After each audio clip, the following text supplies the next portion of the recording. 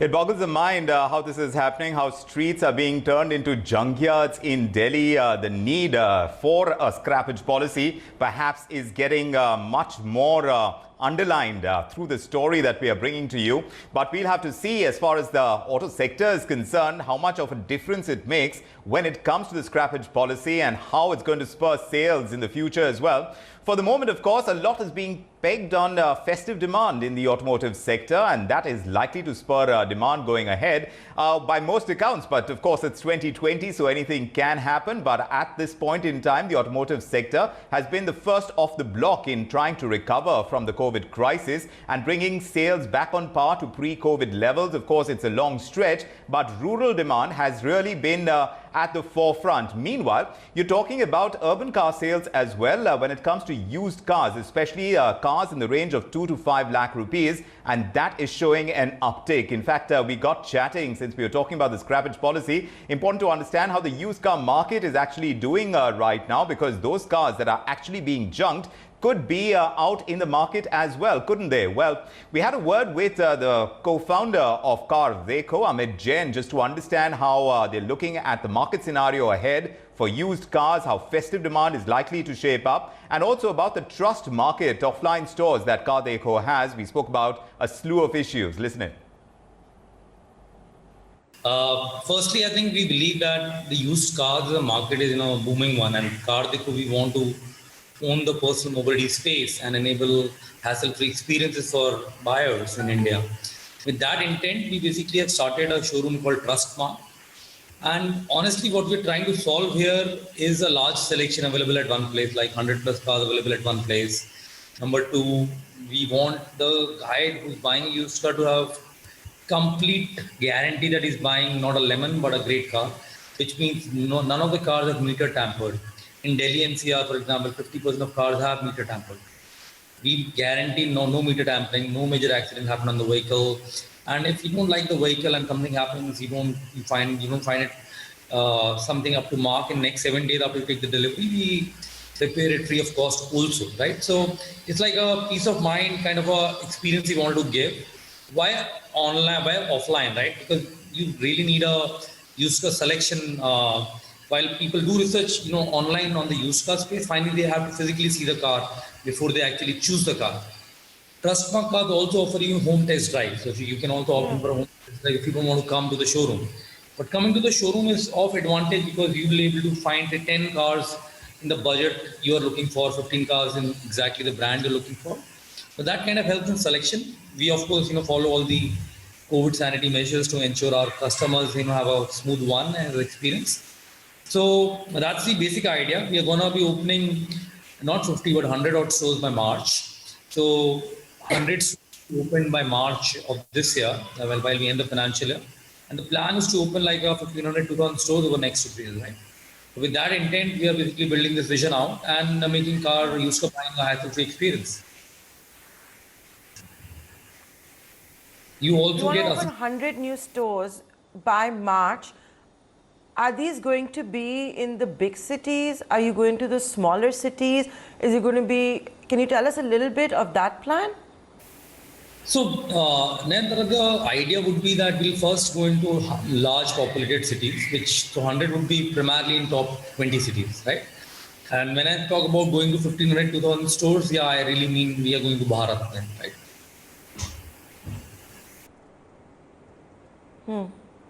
Okay, so you'll go to Bharat in the second phase. Now, Amit, you said that car sales are starting to boom. Can you give me a little idea and back that up with data? We've seen for example, the primary car sales by the OEMs, there is a pickup in activity. Are you saying the used car market is in top gear? How many, for example, vehicles did you sell in the last month? What kind of an increase did you see?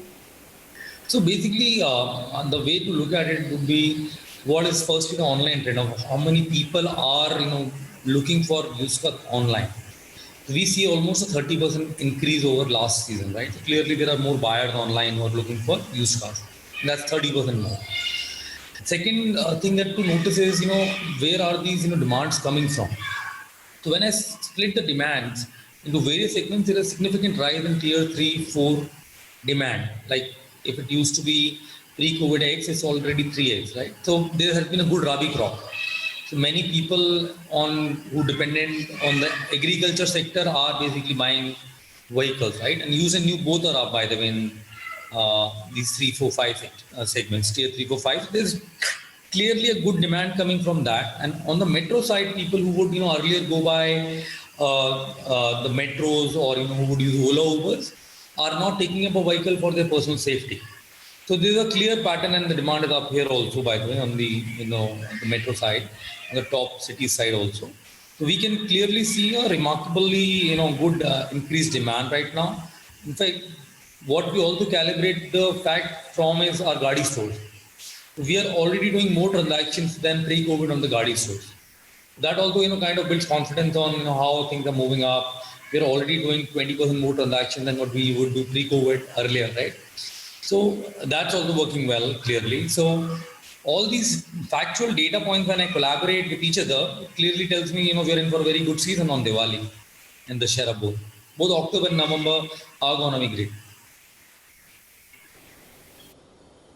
So you are selling more vehicles in metros than what you were selling before the lockdown.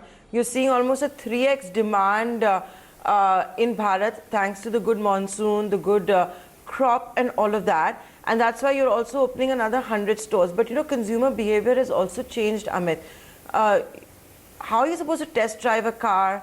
How are you supposed to pick up the car, drop the car? How have you dealt with all of that? Look, we basically underwent a lot of training for all this to ensure that the safety of our customers is primary. So we basically had to form a completely new norm. All the seats that you'll see on our used cars also are covered like new cars with all polythene in place. You will see whenever a driver sits, we get the whole thing sanitized, and after he leaves, again sanitized, right? The gloves that are worn by our driver are used and through kind of stuff. There's a lot of and the shield is always on from our staff side, right? So there are a lot of precautions you take. Of course, safety is of prime concern. Secondly, I think we also offer home test drives, right? So we take the vehicle home and follow these same norms again and make sure that the customer feels comfortable while taking a test drive of a used vehicle. And that's something that I think is basically an experience changer if you can have a test drive at home from a used car perspective.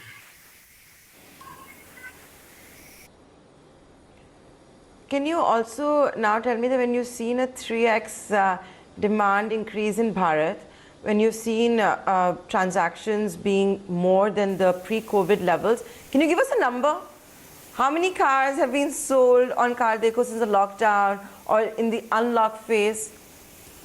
Look, so we would do somewhere around 5,000 odd vehicles a month right now, and it includes the auctions that we do on our platform.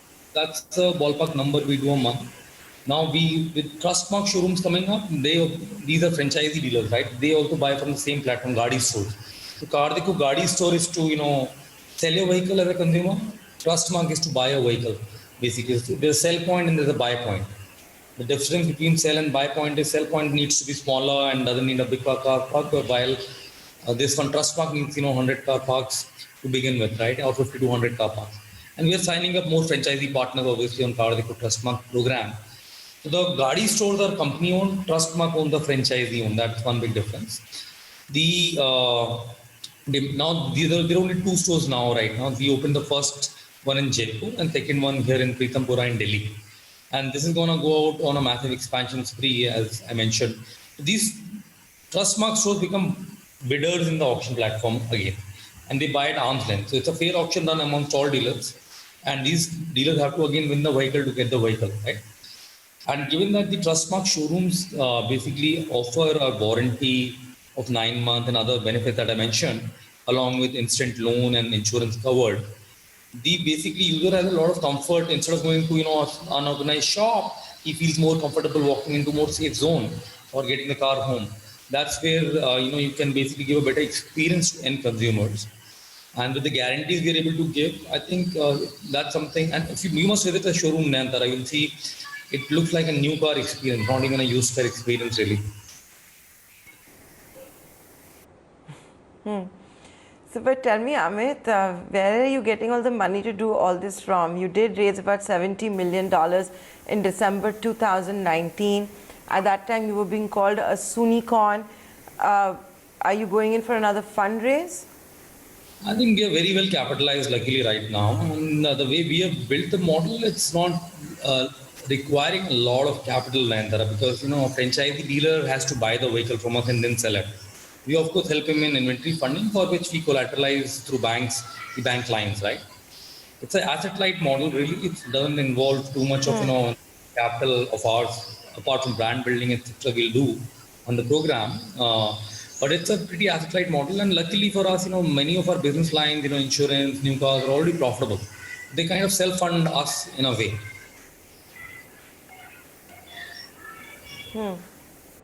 Okay. So,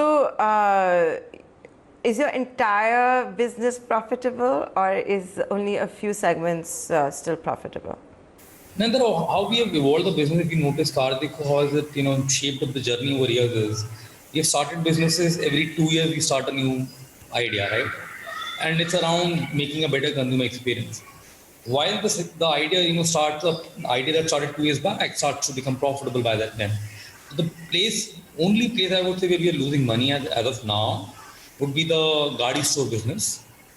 And with Trustmark coming in place, that is going to be offset by a bit because you are now getting margin on both buy and sell side, right? So that's going to be offset there. So the idea is to build an ecosystem, and whenever you start something as large as what I'm talking about, 1,000 stores, of course you have to have SOPs, training, technology, investment first, and then they get amortized when you do a lot of transactions. So how I see it is, of course, to build something big, you do require investment, but these are healthy investments. Because we make sure that when we start the business, the transaction does not lose money. The more transactions we will do, the better asset is weighted that you build. And philosophy with which we build, while keeping consumer in the center. Margin is another part. Of course, every business needs a margin. But how do we give a great experience is something that we are extremely obsessed about as a company. But Amit, I know you well enough to know that you didn't answer my question, which was, are you going to go in for a fundraiser? You said you're well capitalized. Last time you raised 500 crore rupees from very marquee investors. Your valuation should see a bump up if you're saying the transactions are at the levels they are and are beating pre-COVID level ones. So I'll ask you again, are you going to do a fundraise? I think not now. I think we won't need money for now. I'll think we'll replan in March to see if there's more funds. Right now, I think there's enough cash. Burn level the lowest in the history we have ever had. COVID period also, kind of got the office rentals, etc. down. A lot of restructuring on the fixed expenses happened. So I think we are actually in probably one of the best shapes we could have been. I'm very excited, in fact. So short answer, till March we are not looking to raise. Beyond that, we'll decide basis the plans that we carry and how much capital it needs to pursue the new plans we are also making right now. But tech companies are the flavor of the season. You've seen so many of your peers from the startup world also talk about IPOs, Is that something that you're thinking about in the near term? I know that is your long-term plan, but do you think you'll prepone it, you'll preempt the IPO plan? Right now, I think we are sticking to our 23-24 kind of our time frame to do IPO, and we'll stick to that number. And I think the company will be able to get to right, say, infrastructure or the right structure by that time, and it will look healthy profits for us to have a great IPO. We are a near break-even company right now, Nayantara, despite But all how well CarDekho has... Okay, you're break-even. That's fine. Okay, that's good to know. So Amit, now tell me something. Can you give us an idea, because you'll have some fantastic data insights. What is doing well in the car market? What models, what brand, what car companies, what is India buying at the moment? Because of COVID, has the purchasing power come down? So maybe are the entry-level cars doing better? You tell us, what is trending at the moment? So you're talking about new or used. Let me first, qualify that. For both, you tell us. Okay. So look, in the New car market, obviously Maruti is doing the best because they have a lot of entry-level products which other one manufacturers do not have. If I were to talk about the under 5 lakh product, Maruti is like nailing it down, hands down. And they're doing really, really well there. And if you were to talk about the no, the compact SUV segment, which is like really hot, Sonnet being a new addition is seeing extreme amount of traffic on the side, and I think it's gonna do really well. Venue was already a good player there. This segment is in itself getting crowded, like with Sonnet, Venue, Brezza. Nissan is about to launch a Magnite. You'll have many. Mahindra already had a product there, right? So reality is that this segment is not crowded, but the clear market leaders are the ones who have brought in technology, and they are playing it on technology, right? So Kia Sonet is definitely gonna do well. We are seeing a huge amount of traction on the platform. Similarly, Venue is doing well, and Brezza, I think it will deplete some share because the new incumbents entered into the stuff. This is from the compact SUV segment side. On if you go up, sedan demand is low, diesel demand obviously is low. So manufacturers who depended only on a sedan lineup are definitely struggling. So the segment size of sedan has shrunk down significantly from what it used to be. That's a clear pattern we saw. And compact SUV and SUV segment improved. Seltos is doing very well. So from that side, SUV segment, I think somebody who planned their lineup well in advance on SUV side is definitely somebody who can be happy about today. We have got MG also doing decently okay in terms of Victor, and now they've launched new product Gloster.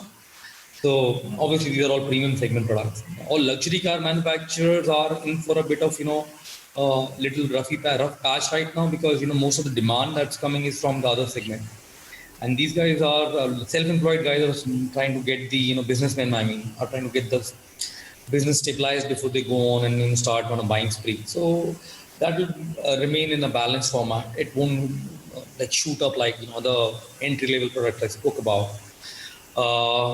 That's on the new car side. If I were to talk about the used car, I think Maruti is doing well on the used side, and Hyundai is doing well. Maruti, especially Wagon-R and all these products, the entry-level ones are doing fantastically well. Then you've got actually it's what, because the supply of Maruti would be high because they sell more cars. Automatically, the demand becomes higher. There's also cycle, I would say. But clearly, I mean, Maruti and Hyundai definitely are doing very well in terms of the when I see the traffic on the brands that get the traffic.